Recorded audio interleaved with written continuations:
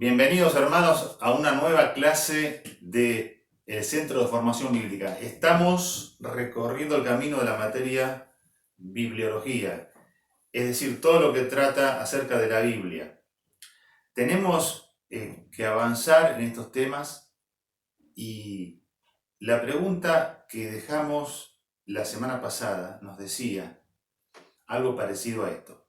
¿Cómo sabemos que las copias de la Biblia que tenemos hoy son copia fiel de los documentos originales? ¿Dónde está esa seguridad? ¿Lo que tenemos hoy es lo mismo que se escribió en su momento originalmente, en los documentos originales? Vamos a poner la lupa en esta clase un poco sobre ese tema, la credibilidad de la Biblia. Y vamos a llegar a la conclusión que la Biblia es un documento confiable. Cuando hablamos de credibilidad, no debemos apresurarnos y pensar que estamos hablando de que vamos a comprobar a través de esta clase y estos argumentos que vamos a tener, no debemos pensar que vamos a comprobar su inspiración. Lo que aquí vamos a establecer es la credibilidad y la confiabilidad de la Biblia como texto histórico, como escrito, como documento. Eso es lo que vamos a hacer en esta clase, si Dios lo permite. Sé que nosotros tenemos las ganas y la ansiedad muchas veces de llegar a establecer con claridad y rápidamente qué argumentos tenemos para definir o para sostener que la Biblia es la palabra de Dios, la palabra inspirada de Dios. Y hay que tener paciencia, como dije en la primera clase. Ya vamos a llegar a ese punto, pero poco a poco vamos despejando dudas y avanzando en este camino de respaldar la verdad con argumentos y con razón, con precisiones. Y habíamos dicho en las primeras clases que la Biblia es un libro único, y dimos sus características y qué evidencias hay que nos demuestran que la Biblia como documento es único, se distingue de toda la literatura antigua.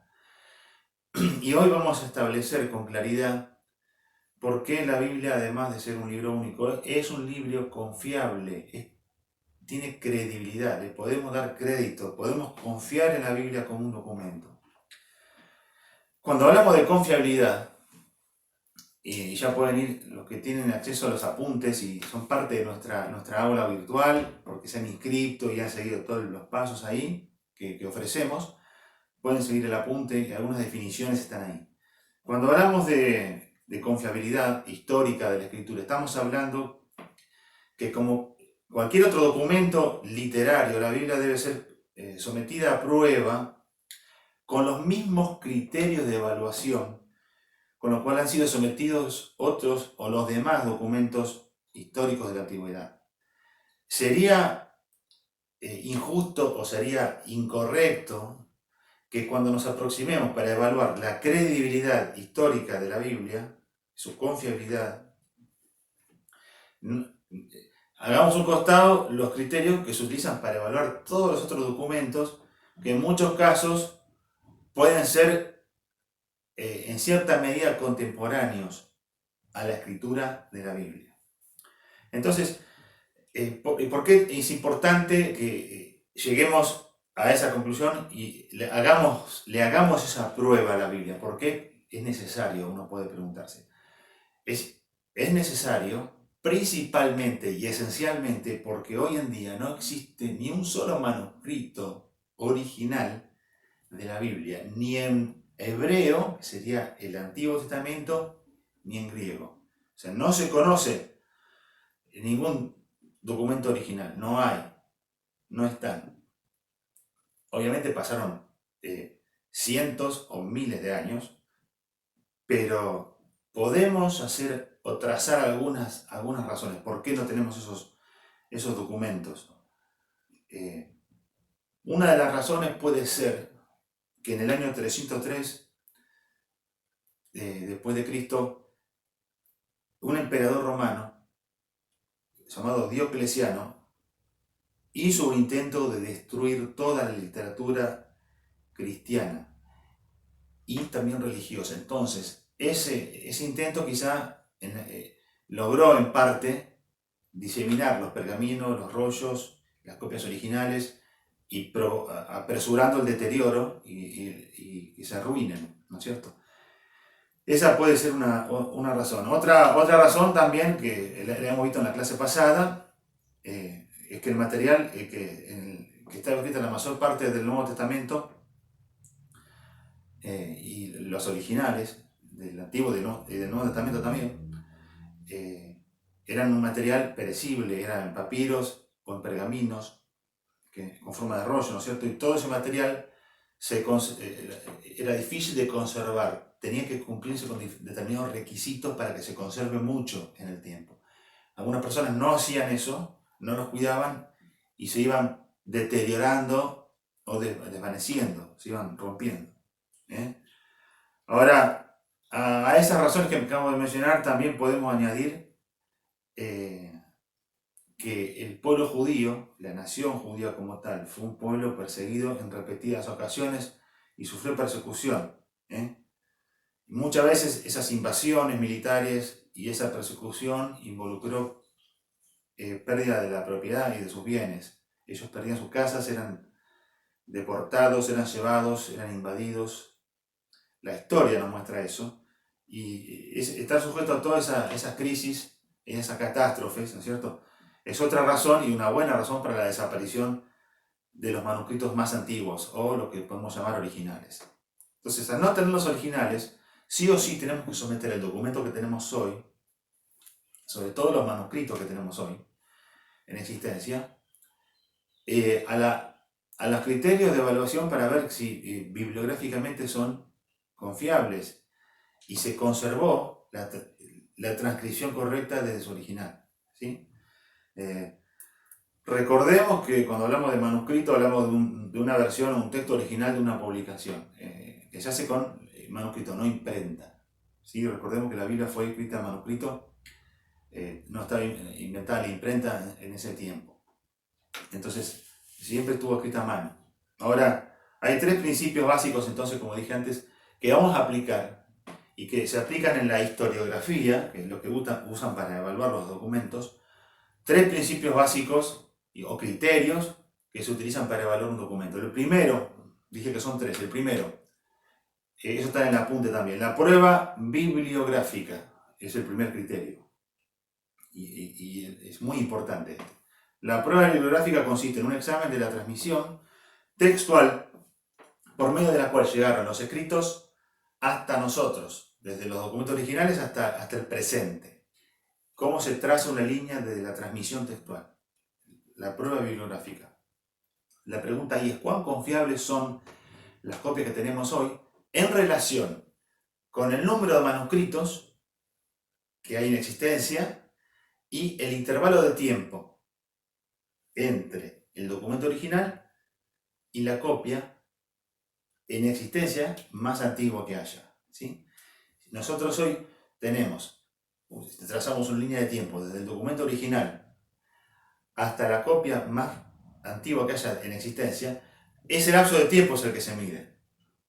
Y no solamente ese lapso de tiempo, sino también el volumen de manuscritos en total. Desde el primero o el más antiguo que exista hoy, y después todos los demás. O sea, que el volumen, la cantidad.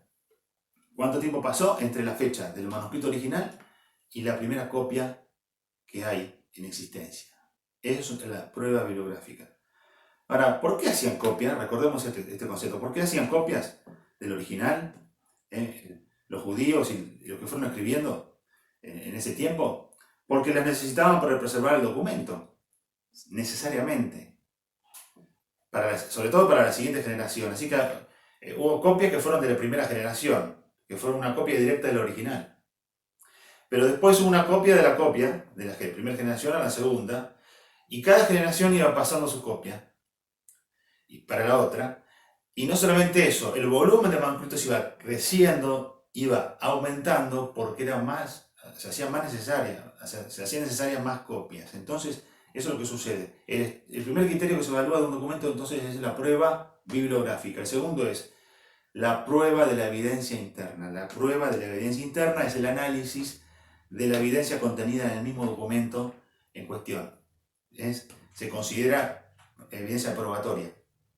¿Qué dice la Biblia? ¿Qué conceptos y qué criterios y qué pruebas tenemos adentro del mismo documento que den evidencia y respalden la transparencia con que se transmitió? ¿Sí? Que nos demuestre su autenticidad, su credibilidad, evidencia interna. Esa es la segunda prueba. Y la tercera es la prueba de la evidencia externa. La prueba de la evidencia externa. Esta, como lo dice su título, habla de evidencias de fuentes ajenas al documento en cuestión, aparte de la literatura que va a estar siendo analizada. Que esas evidencias que comprueben su precisión, su confiabilidad y su autenticidad. O sea, recurrir a fuentes no bíblicas que den evidencia de que este libro es auténtico, que es creíble como documento y como texto, que es preciso. Bien, entonces esos son los tres criterios que se aplican para definir la autenticidad, la confiabilidad o la credibilidad de un documento, y en este caso la Biblia. Si nosotros aplicáramos esos criterios a la Biblia, entonces tenemos que dividirlo en dos, a su vez, porque es aplicar los tres criterios al Antiguo Testamento y después aplicar los tres criterios al Nuevo Testamento. Evidentemente no tenemos el tiempo para hacer en forma detallada todo eso. Estaríamos semanas. Hay mucha evidencia, felizmente. Nosotros hoy buscamos dar un pantallazo y un panorama. Muchas cosas de esas van a estar en más detalle en el apunte y nosotros las vamos a pasar por alto acá. No lo vamos a leer ni decir ni entrar tanto en detalle, sino que vamos a ir avanzando para darle a ustedes un concepto claro y abreviado en algunos casos. Pero vamos al Antiguo Testamento entonces en esta clase. La prueba bibliográfica del Antiguo Testamento. Repetimos que la prueba bibliográfica era, como dijimos antes, la forma de precisar y de ver qué partes, o sea, qué autenticidad tuvo la transmisión textual, el examen de la transmisión textual, por medio de la cual llegaron hasta nosotros los documentos que tenemos. ¿Cuán confiables son los manuscritos? ¿Cuántos manuscritos hay? ¿Cuánto tiempo pasó? Etcétera.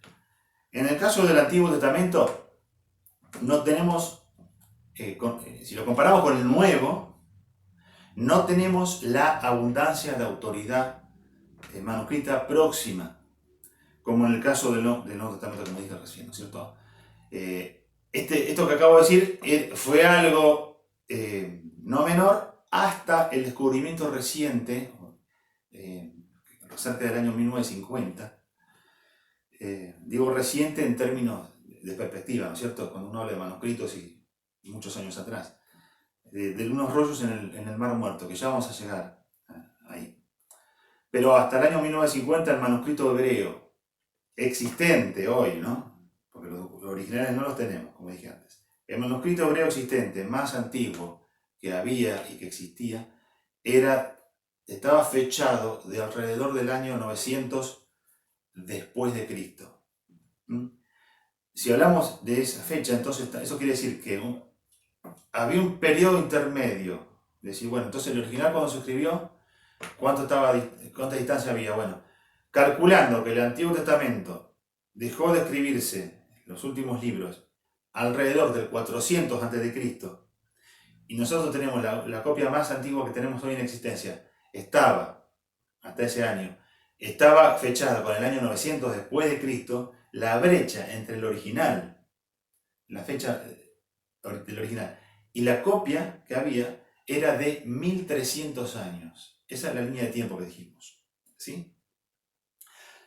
A primera vista, esto pudiera parecer que el Antiguo Testamento tiene la misma evidencia bibliográfica que cualquier otra obra de la antigüedad. ¿Sí? Y tiene poca evidencia de manuscritos, o está a la misma altura que los otros. Pero ya vamos a salir de ese encierro y le vamos a explicar por qué. Pero dejemos un minutito el tema de la cantidad de manuscritos y todo eso de lado, y vamos a hacer foco en una cosa.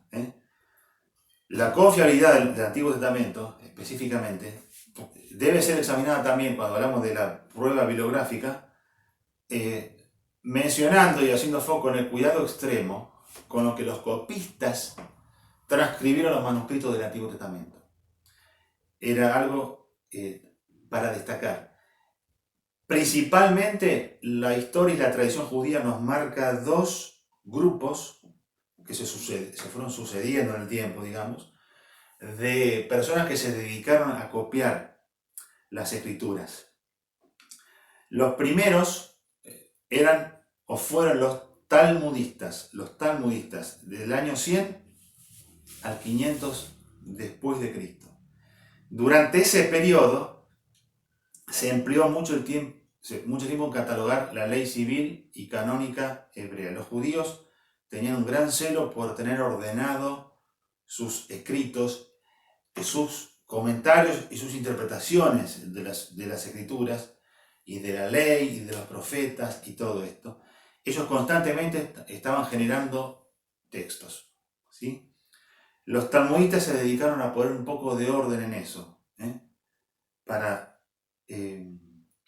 tener una especie de texto autorizado y también impedir que cualquier persona invente o contamine la transmisión textual. Ellos trabajaron en el Talmud, sobre todo, ¿no es cierto? Que después es una obra que recoge principalmente las interpretaciones rabínicas sobre leyes judías, sobre tradiciones, sobre costumbres culturales, sobre parábolas, etc. ¿no es cierto? Es un inmenso código civil religioso, el Talmud, elaborado entre los siglos III y siglo IV por estos eruditos. Pero a su vez, al estar los talmudistas involucrados en esto, también transcribieron la escritura, y ellos estaban tan convencidos cuando terminaban de copiar o transcribir un manuscrito que tenían un duplicado exacto que le daban a la copia nueva igual importancia y autoridad que a la copia vieja que habían copiado, ¿no es cierto? O sea, la copia era aceptada como auténtica y considerada como de igual valor como cualquier otra copia. Esa era la convicción que ellos tenían, y el trabajo de ellos era tan detallado que les daba esa tranquilidad. No había tanto hincapié en qué antiguo y qué edad tenía el manuscrito, ¿no es cierto? Porque cuanto más copias había y más temprana era la copia, mejor, más auténtica y más segura, porque el material era perecible, acordémonos de eso. Los talmudistas existieron ahí y estuvieron vigilando las copias y organizando, o sea, siempre hubo un grupo de personas que velaba por la transmisión textual de los manuscritos. De los manuscritos hebreos, en este caso, ¿no es cierto? Eso incluía el Antiguo Testamento, todo el material que ellos usaban. Hay tremenda cantidad de citas y de fuentes que uno puede citar acá, y se puede hacer un gran trabajo. De hecho, hay fuentes, y si Dios quiere, en el material que les damos, vamos a ir avanzando y vamos a enumerar la bibliografía que usamos para volcar los datos. Así ustedes pueden ver por su cuenta, porque hay muchísima más información que la que nosotros, de forma resumida, volcamos acá en la clase. Pero los talmudistas, reconocidos y respetados, copistas, como dijimos recién, lejos de considerar una copia más antigua de las escrituras como más valiosa que la copia más temprana o más reciente, tenían el hábito de preferir la más nueva. Eso era común en ellos. Así que nosotros hoy no tenemos en nuestra costumbre, porque nosotros tenemos impresoras, tenemos la imprenta, compramos libros, nuestro concepto, nuestro abordaje de lo que es la literatura es distinto. De hecho, algunos ni siquiera abordan ese tema porque leemos muy poco, pero es completamente otro mundo como se maneja hoy la literatura y la impresión. Pero en ese tiempo, los judíos tuvieron ese compromiso y esa característica especial. Los que lo siguieron a los talmudistas fueron un grupo de escribas eruditos llamados los masoretas, que tenemos que mencionar también en esta noche, los masoretas. Año 500 al año 900 después de Cristo existió ese grupo de eruditos que trabajaron ya enfocados en la conservación del texto del Antiguo Testamento, ¿no es cierto? La palabra masoreta viene del hebreo masora, que significa tradición. Ellos se ocuparon de velar directamente ya con esa misión, ¿no es cierto? Eso surge porque ya en el primer siglo de la era cristiana existieron diferentes textos del Antiguo Testamento. También estaba la versión griega, posteriormente, que existió, y también había libros apócrifos que no pertenecían a los libros que ellos consideraban inspirados. Esa circulación media rara de textos los puso a ellos en alerta y conformaron este grupo de personas que adoptaron, ¿no es cierto?, el plan de tomar medidas para preservar la integridad textual y la precisión del documento del Antiguo Testamento, ¿no es cierto? El objetivo acá era conducir a la nación y tener, en general, para las ceremonias religiosas de ellos y todo, un manuscrito o un texto fijo y normativo, autorizado de los libros del Antiguo Testamento. Esto va a derivar en unos años más tarde en lo que es el canon, la decisión de cuáles eran los libros inspirados, cuáles no. Ese es el tema de la clase que viene, no nos vamos a adelantar ahora a eso. Pero los masoretas se ocuparon entonces de la conservación del texto del Antiguo Testamento. Estos eran escribas y crearon un método novedoso que no existía hasta el momento, que era un método para señalizar las vocales. Recordemos que en hebreo solo se escribía con consonantes. Las personas conocedoras de ese idioma, del idioma hebreo, sabían cuando pronunciaban las palabras, o sea, dónde iban las vocales. Las vocales no estaban escritas, ¿sí? Las personas que conocían el hebreo sabían qué vocales iban y dónde. Entonces ellos al leer, recordemos que en la antigüedad, cuando vos leías, era en voz alta. O sea, el concepto de leer en silencio es algo más moderno.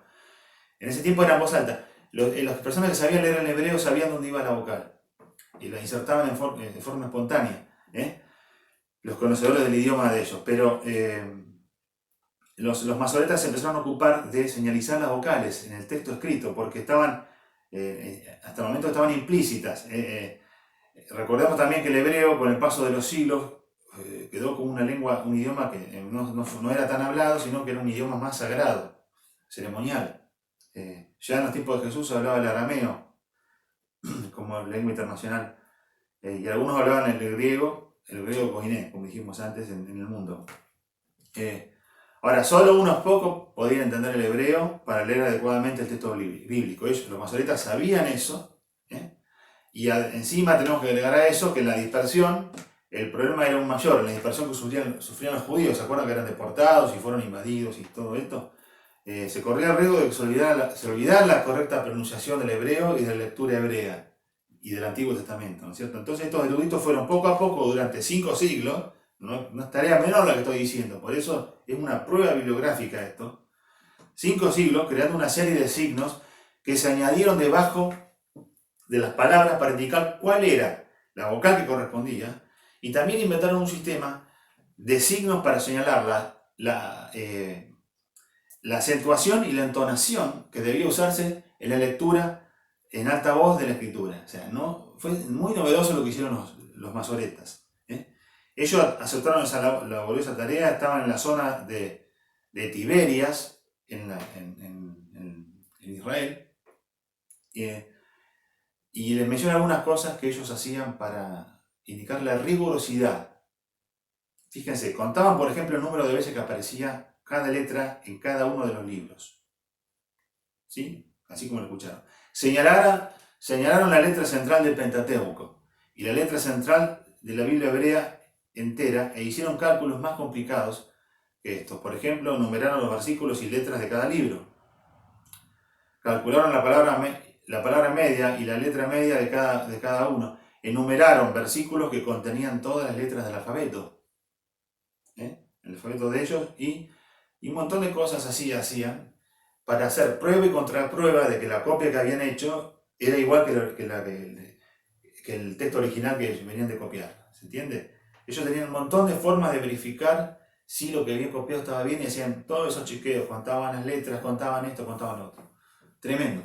Esa es la prueba. Ahora, decir, bueno, nos dijiste que los copistas eran personas preparadas, eruditas, celosas, y vemos culturalmente y por la tradición que tenemos y los datos y la información que tenían toda la capacidad de transmitir sin error el texto. Ahora, ¿qué pasa con la cantidad de manuscritos y con la transmisión? Bueno, el manuscrito más próximo al original, por fecha, tenía una brecha de 1300 años, que es mucho. Es mucho. Porque significa que por 1300 años no hay ninguna copia, ¿sí? Existente. La más temprana y más cercana a la fecha original del Antiguo Testamento estaba en 916 después de Cristo, y era una copia del texto masorético, está bien, como dijimos recién, pero ¿qué pasó? Hubo un hallazgo en el año 1947, es el testimonio que vamos a mencionar ahora brevemente, es el testimonio de los rollos del Mar Muerto. El hallazgo de los rollos del Mar Muerto fue un evento el más grande de los hallazgos con respecto a los manuscritos de la era moderna. O sea, marcó un antes y un después. También es un hallazgo arqueológico al mismo tiempo. Así que es una prueba bibliográfica y es un hallazgo arqueológico al mismo tiempo. Dos pruebas en una. ¿Sí? Porque la Biblia también es respaldada por la arqueología, tema del cual no nos podemos ocupar en esta clase. En febrero de 1947, un pastor beduino empeñado en buscar ahí sus animales en la zona sur del Mar Muerto, a 12 kilómetros de Jericó, en la zona occidental, perdón, del Mar Muerto. Estaba caminando y escuchó, luego de tirar una piedra, escuchó lo que son el eco, que se rompían vasijas, sonido de alfarería rota. Entonces interrumpe lo que él estaba haciendo y buscando y mirando encuentra la entrada a una cueva. Resulta que en el suelo, cuando él entra a la cueva, en el suelo de la cueva había varias vasijas de gran tamaño que contenían rollos de cuero, envueltos en tela de lino. Todas esas vasijas estaban cuidadosamente selladas. Él ahí se da cuenta que lo que se había roto alguna de esas vasijas tirando la piedra, ¿no es cierto? Y todas tenían rollos y se habían conservado en excelente condición. Atención a la fecha, durante casi 1900 años. 1900 años de antigüedad, algunos rollos del rollo del Mar Muerto, ahí adentro de las vasijas. Los rollos hallados estaban compuestos por casi 40.000 fragmentos en total de diferentes escritos. De estos fragmentos se reconstruyeron 500 libros. Había literatura de la comunidad religiosa, esto es Qumran, el lugar, los rollos del Mar Muerto o de Qumran, así se llamaba la zona, y la comunidad que vivió allí. Había literatura de la comunidad religiosa de Qumran, pero también fueron hallados en otras 11 cuevas varios manuscritos referentes al Antiguo Testamento. ¿Sí? Ahora vamos a decir, bueno, pero ¿de qué ayuda esto? ¿De qué sirvió? ¿Por qué es tan valioso este hallazgo? ¿Qué probó? ¿Qué sacó a la luz de la prueba bibliográfica que estamos hablando? Uno de los rollos que se hallaron era un manuscrito completo del texto de Isaías. Así que estaba el libro de Isaías completo adentro de una de las vasijas que encontraron. Así que eso enseguida fue llevado a los paleógrafos, a las personas que le ponen fecha y que estudian los pergaminos y los documentos antiguos y los manuscritos. Ellos lo estudiaron y se determinó, fíjense la importancia de lo que voy a decir ahora, se determinó que la fecha de ese rollo que encontraron en el año 1950 adentro de una cueva perdida al oeste del Mar Muerto, que ese rollo tenía la fecha del año 125 antes de Cristo. 125 antes de Cristo. Entonces vamos a hacer cuentas. Hasta esa fecha, hasta ese año, el manuscrito existente, más cercano al original, era del año 916 después de Cristo. ¿Sí? 916 después de Cristo. Provenía del texto masorético. ¿Sí? El hallazgo del rollo de Isaías en el Mar Muerto, y bueno, no fue el único rollo que se encontró, se encontraron varios extractos y fragmentos más de libros del Antiguo Testamento, ¿sí? Pero esto me llamó mucho la atención, pero completo, Isaías completo, ¿sí?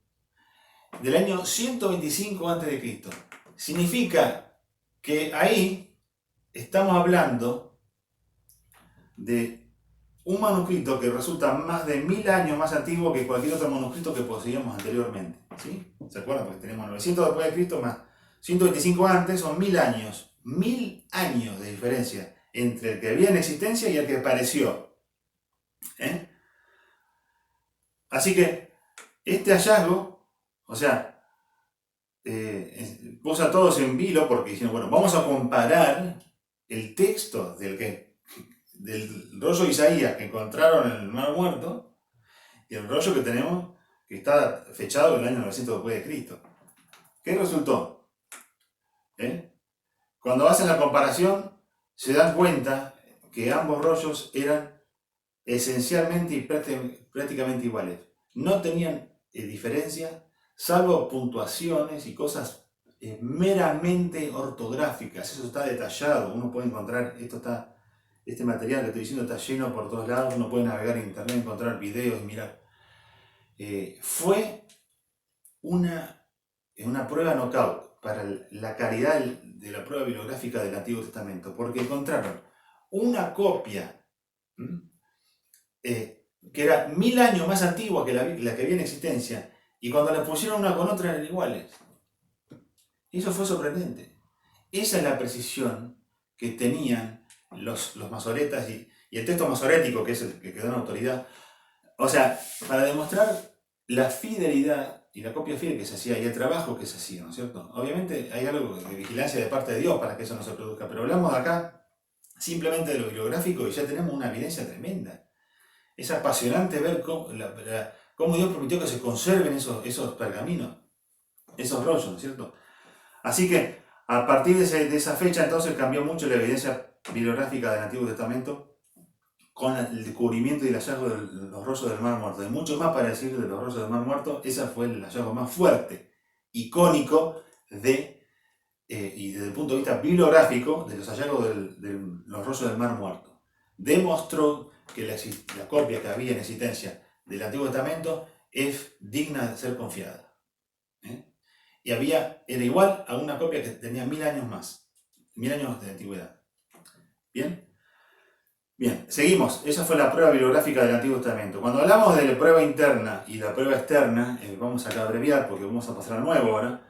El Antiguo Testamento, en cuanto a la prueba interna, tenemos dos aspectos del testimonio. El Antiguo Testamento testifica por sí mismo, que es la palabra de Dios. Hay más de 2000 veces donde está la afirmación que el Antiguo Testamento dice que Dios ha hablado. En la ley está más de 700 veces, y después en los profetas. Cuando uno va por los profetas encuentra muchas declaraciones que muestran que Dios estaba hablando a través de ellos, y eso está dentro del mismo documento que estamos investigando, ¿no es cierto? Por ejemplo, menciono nada más Ezequiel 1.3, Jeremías 1.4, 2 Samuel 23.1, ¿sí? Y también encontramos en los Salmos declaraciones acerca de la palabra de Dios, que habla de sí mismo, de sí misma. Entonces, el Antiguo Testamento tiene evidencia adentro, sobrada, donde atestigua que lo que se está escribiendo proviene de Dios, y también dice, el segundo punto, que hay un testimonio de una parte del Antiguo Testamento a otra parte del mismo. O sea, se cita en el mismo, el Antiguo Testamento. Hay citas que se citan entre sí. Por ejemplo, el Salmo 1.2 habla de la ley de Dios. Hay muchas referencias a la ley de Dios, y bueno, ni hablemos del Salmo 119, que habla de la ley. permanentemente, ¿sí? Por ejemplo, Segunda de Reyes 16:34 cita a Josué 6:26. Bien. Otra cita, Daniel 9:2 cita a Jeremías 25:11 y Jeremías 29:10. O sea, Daniel 9:2 cita a otro profeta. Eso es una evidencia interna. Zacarías 7:12 habla de los profetas menores como un grupo, ¿sí? Entonces hay evidencia interna en el texto del Antiguo Testamento. Cuando hablamos de la evidencia externa del Antiguo Testamento, tenemos que decir y referirnos a otras fuentes ajenas al Antiguo Testamento, que no son parte, son extrabíblicas, pero que comprueban su precisión y su autenticidad. Esas fuentes que vamos a detallar acá y están en el apunte para que ustedes puedan leerlas, son 4 y todas tienen nombres hebreos, porque era literatura hebrea que esencialmente estaba compuesta de interpretaciones y comentarios de los rabínicos y diferentes exposiciones de la ley que ellos tenían, donde a partir de los comentarios que hacían iban también citando partes del Antiguo Testamento, de los profetas o de la ley, y hay tremenda cantidad de citas abundantes en todos los escritos judíos extrabíblicos donde citan el Antiguo Testamento. O sea, hay muchísimas citas fuera del Antiguo Testamento citadas por otras fuentes. Ahí ponemos 4 nosotros, que son la Mishnah, los Gemaras, el Midrash, y después el último se llama la Exapla. Son todos nombres no fáciles de pronunciar, pero tenemos todos los detalles ahí en el apunte. Ustedes pueden fijarse en detalle a través de una lectura, tranquilos, en su casa. Y nosotros no podemos leerlos ahora. Pero tenemos evidencia externa muy abundante del Antiguo Testamento. La evidencia interna la acabo de mencionar, y la prueba bibliográfica tuvo su golpe de knockout con los rollos del Mar Muerto, ¿no es cierto? Con la aparición de un manuscrito de Isaías 1000 años más antiguo del que existía, y sin embargo igual, cuando fue estudiado, no hubo objeciones. Ustedes imagínense si era totalmente diferente. Salían en los diarios, hacían un documental en Netflix. No lo pudieron hacer, porque era igual. La Biblia es confiable, el Antiguo Testamento pasa la prueba. ¿Qué pasa con el Nuevo Testamento? Bien, yo pienso que acá tienen que abrocharse sus cinturones, porque si lo que te mencioné, por ejemplo, el hallazgo arqueológico de los rollos del Mar Muerto, es asombroso, no tenés idea de lo abrumador que va a ser esto. El Nuevo Testamento va a ser sometido, entonces ahora vamos a mencionar a los mismos 3 criterios. Vamos a hacer más hincapié en la parte bibliográfica, por supuesto, que es la que más nos interesa y es la más difícil. Pero tenemos la prueba bibliográfica, la prueba de la evidencia interna y la prueba de la evidencia externa. Cuando hablamos de la prueba bibliográfica del Nuevo Testamento, ya tenemos que decir algo mucho más distinto, mucho más distendido que el Antiguo, ¿no es cierto? El número de manuscritos existentes hoy del Nuevo Testamento, de antiguas traducciones del mismo, y también si podemos hablar de citas de escritores más antiguos, como los escritores de la iglesia primitiva, ¿no es cierto?, ya metiendo fuentes extrabíblicas, ahora, es tan grande que no puede decirse esto de ningún otro documento o libro en el mundo. Déjame decírtelo de otra manera. Ningún otro documento de la antigüedad está tan bien respaldado desde el punto de vista bibliográfico como el Nuevo Testamento. No existe otro documento en la historia del mundo que tenga este respaldo bibliográfico. No hay.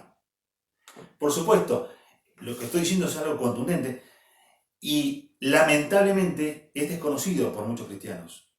Nosotros tenemos tendencias a dudar de las cosas, a no confiar.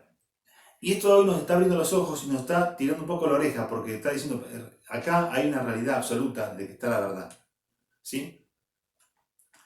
Fíjense, algún detalle más que quiero leer para ustedes. No existe otro caso en el mundo con un intervalo de tiempo tan corto como la composición del documento original y la fecha del más antiguo manuscrito existente, como en el caso del Nuevo Testamento.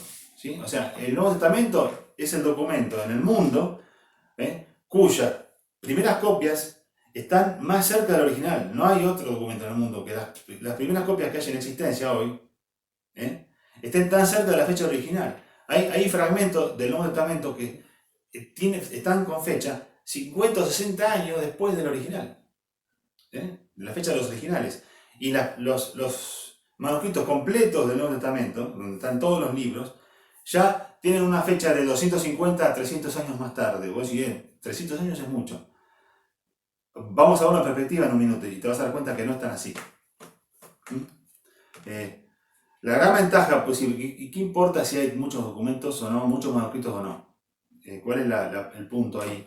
El asunto es que cuanto más volumen haya de manuscritos, más fácil es reconstruir y respaldar el original. Y hay una mucha menor tendencia al error. Bien. Recién hablamos de que los manuscritos completos del Nuevo Testamento datan de una fecha del año 250 o 300 años después del original. Esa es la brecha que hay, 250 y 300 años entre la fecha que se indica que se terminó de escribir el Nuevo Testamento y la aparición de los manuscritos, las copias. 250 a 300 años de brecha. Ahora, vamos a hacer una comparación para entrar en contexto y en perspectiva con otras obras literarias y autores de la antigüedad. Por ejemplo, Platón. Habrás escuchado hablar de él, ¿no es cierto? De la literatura griega y todo eso. Platón, de sus escritos tenemos la copia más temprana, según los investigadores, y esto es información, ¿no es cierto? Que se puede analizar y se puede encontrar. La copia más temprana, desde la fecha de su original, tiene el año 900 después de Cristo. ¿Sí? El manuscrito existente, que hoy existe, de sus escritos, el más cercano a la fecha original, data del año 900 después de Cristo. La brecha entonces da 1200 años. Entonces hay 1200 años entre los escritos de Platón, entre el original y la copia que hay en existencia hoy. No solamente eso, la cantidad de copias, porque no solamente la línea de tiempo. ¿Cuántas copias hay? 7. 7 manuscritos. 1200 años de intervalo, 7 manuscritos. Por ejemplo, un historiador de la antigüedad muy reconocido, Heródoto, es muy conocido, se escucha hablar de él y se lo usa como fuente constantemente. Bien, es parecido a Platón. El manuscrito más antiguo, fechado al original o cercano al original, fue escrito en el año de 900 después de Cristo, o sea, está fechado 900 después de Cristo. Eso indica que la brecha con el original es de 1300 años. 1300 años entre el original del historiador Heródoto y el manuscrito existente hoy. ¿Cuántos manuscritos hay en total de Heródoto? 8. 8. Pero vamos a Aristóteles. ¿Han escuchado hablar de Aristóteles? El material de su poesía. La fecha es 1100 después de Cristo. Los manuscritos, las copias que en existencia hoy están fechadas en el año 1100 después de Cristo. La brecha entonces se convierte en 1400 años. Hay 1400 años de distancia entre el original, la fecha del original, y las copias. Siempre hablando que no está el original. Estamos hablando de la fecha, la brecha. La brecha es de 1400 años. Y hay 49 copias, 49 manuscritos en existencia, en total. Lo más cerca que te puede decir el original es 1400 años. Entre esa brecha no hay nada. Ningún manuscrito, ninguna copia. 0. Otro historiador de la antigüedad, Tucídides, parecido a Heródoto en cuanto a su conocimiento, ¿no es cierto? También, el manuscrito más existente hoy de él está fechado en el año 900 después de Cristo. Eso nos deja una brecha de 1300 años con la fecha de redacción del original. Y hay 8 manuscritos en total. Bien, ¿qué quise decir con todo esto? Ponernos en contexto para hablar del Nuevo Testamento. En el Nuevo Testamento hay 2 informaciones que te quiero repetir. Una la voy a repetir, otra te la voy a dar ahora. La que voy a repetir es la que dije antes. Hay algunos fragmentos que tienen menos de 100 años de distancia con la fecha de relación de los originales. Y los manuscritos existentes hoy que tenemos datan de una fecha de 300 años de diferencia o 250 años de diferencia. ¿Sí? Así que el que más lejos está de la fecha del original tiene 300 años del Nuevo Testamento. ¿Sí? Eso es mucho menos. Mucho menos. Venimos hablando antes de 1000, 1300, 1400. Acá tenemos algunos menos de 100 años y otros 250 y 300 del Nuevo Testamento. Manuscritos completos en existencia hoy. Fechados 300 años después de los originales. Y no solamente eso.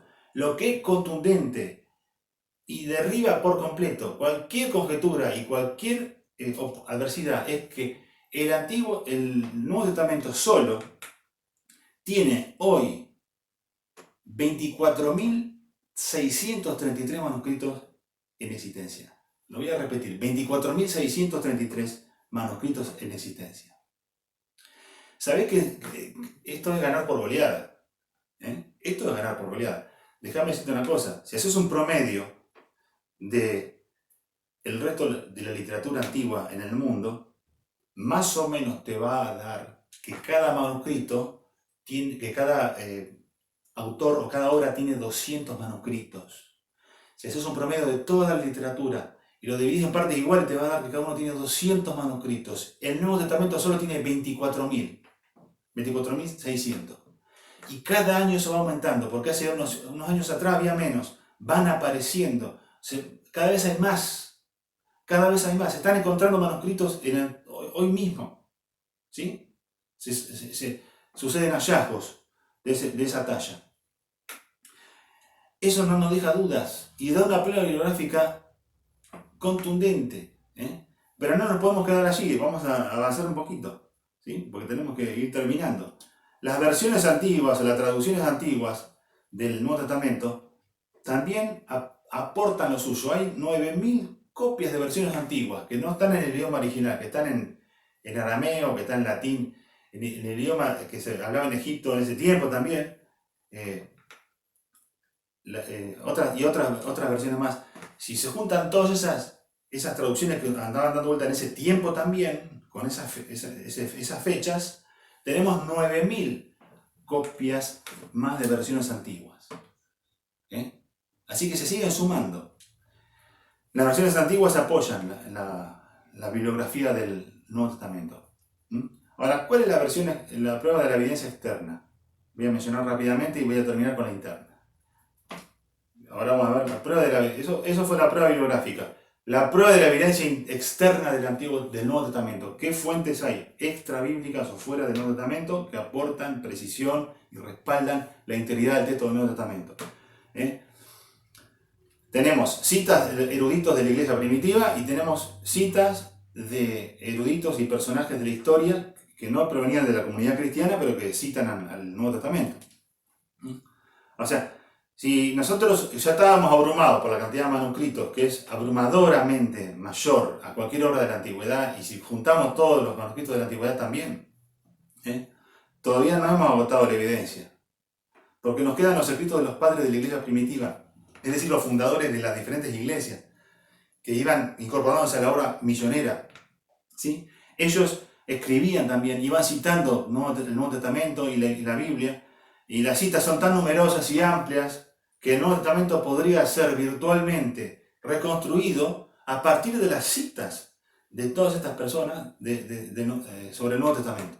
Es impresionante. Hay 32.000 citas prácticamente del Nuevo Testamento dando vueltas en diferentes escritos de la antigüedad extrabíblicos. De personajes de la comunidad cristiana, pero que escribían comentarios, interpretaciones, devocionales. Algunos de ellos están ahí. En el apunte están los nombres, que lo podemos chequear. Tenemos a Ireneo, Clemente de Alejandría, Tertuliano, Orígenes y otros. Hay citas de autores extrabíblicos también, como dijimos recién. Hay numerosos testimonios de autores no bíblicos, fuera de la comunidad cristiana, pero que confirman la confiabilidad del texto del Nuevo Testamento. En sus escritos ellos hacen referencia al Nuevo Testamento de manera autoritativa y sagrada. ¿Sí? Hay historiadores como Flavio Josefo, Sir William Ramsay y también Eusebio y otros más. Eso también está en el apunte. Así que hay evidencia externa dando vueltas de calidad y de cantidad. El Nuevo Testamento está muy bien, goza de muy buena salud y de muy buen respaldo. Terminamos en este día, en esta clase, hablando de la prueba de la evidencia interna. ¿Qué evidencia interna hay en el Nuevo Testamento sobre sí mismo? Y acá vamos a mencionar algo que no es menor y que debe llamar nuestra atención y también deja una lección para nuestras vidas, porque vamos a hablar del valor de la fuente primaria. ¿Qué es el valor de la fuente primaria? Permítame leer 1 de Juan 1:1. Dice, lo que era desde el principio, lo que hemos oído, lo que hemos visto con nuestros ojos, lo que hemos contemplado, y palparon nuestras manos tocante al verbo de vida. Versículo 3 de 1 Juan 1. Lo que hemos visto y oído, eso os anunciamos. El valor de la fuente primaria está hablando, mi querido hermano, de que los escritores del Nuevo Testamento escribieron en calidad de testigos presenciales y con información de primera mano. Ellos fueron testigos. Acá Juan dice, lo que tocaron nuestras manos, lo que vieron nuestros ojos. Segunda de Pedro 1:16 dice, permítame leerlo, porque no hemos dado a conocer el poder y la venida de nuestro Señor Jesucristo siguiendo fábulas artificiosas, atención, sino dice, como habiendo visto con nuestros propios ojos su majestad. Su majestad. Y algo parecido va a decir Lucas 1:1-3, y Lucas suma y añade otra perspectiva más, que no es menor y vamos a destacarla. Permítame leerlo. Lucas capítulo 1. Dice Lucas 1:1, ya muchos han tratado de poner en orden de las cosas que entre nosotros han sido ciertísimas, tal como nos lo enseñaron los que desde el principio lo vieron con sus ojos y fueron ministros de la palabra. Me ha parecido bien también a mí, después de haber investigado con diligencia todas las cosas desde su origen, escribírtelas por orden. Oh excelentísimo Teófilo, esta es la introducción al libro de Lucas. Bueno, los escritores y predicadores del Evangelio sabían del valor del testimonio de primera mano y apelaron una y otra vez a eso. Era un valor, era un capital que ellos tenían. Eran testigos. Somos testigos de estas cosas. Está presente en todas sus declaraciones. Hay más versículos. Está 1 Pedro 5:1, Hechos 1:1-3, Hechos 2:22, Hechos 10:39 y más. Y eso está todo en el apunte también. Pero ciertamente cuando decimos que la evidencia es que los cristianos primitivos y los primeros cristianos tenían cuidado de no hacer, tenían cuidado de hacer distinción de lo que ellos opinaban y sus consejos propios sobre el tema y la norma decisiva del Señor Jesucristo. O sea, ellos no mezclaban las cosas, tenían mucho cuidado. Eso está en 1 Corintios 7, cuando Pablo habla de temas difíciles, él dice, yo aconsejo esto, pero lo digo yo, ¿sí? Ahora, el tema del testimonio presencial y testimonio principal de primera mano también tenía sus adversarios, porque ellos elaboraban la primera generación de gente que había conocido, también había visto al Señor. Ellos no podían andar por ahí permitiéndose y arriesgándose a cometer imprecisiones en su testimonio. Porque si los discípulos o los apóstoles del Señor iban por ahí predicando, dando testimonio, y en sus discursos, y en sus escritos, y en la transmisión oral y por escrito que ellos hacían, ellos no decían la verdad, o faltaban a la verdad, omitían cosas, o tergiversaban los hechos, se iban a encontrar en problemas, porque había una cantidad importante de gente que iba a desmentirlos. No podían ir por ahí, había una cantidad de situaciones que no les permitían cometer ese tipo de imprecisiones.